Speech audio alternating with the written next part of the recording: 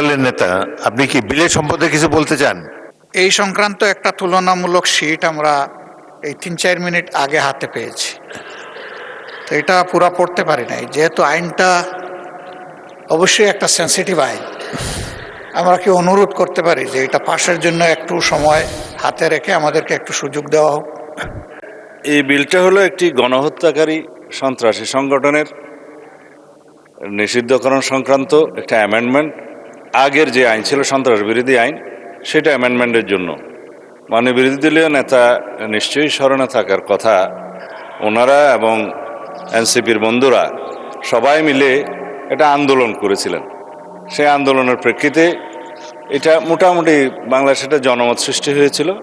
সেই প্রেক্ষিতে তাদের কার্যক্রম নিষিদ্ধ করা হয়েছে সন্ত্রাস বিরোধী আইনে, এবং অ্যাকর্ডিংলি সেটা নির্বাচন কমিশনে তাদের রেজিস্ট্রেশনটাও সাসপেন্ডেড হয়ে আছে।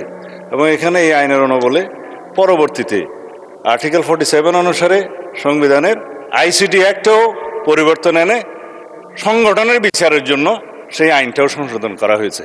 এখন আপনারা যদি এর উপরে আলোচনা করতে চান, আমার মনে হয়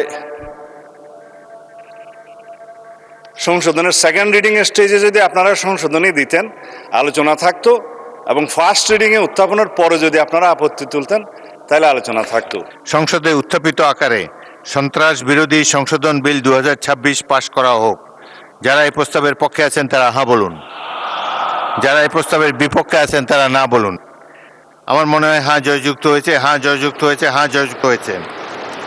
অতএব সংসদে উত্থাপিত আকারে সন্ত্রাস বিরোধী সংশোধন বিল 2026 সর্বসম্মতিক্রমে পাশ হলো।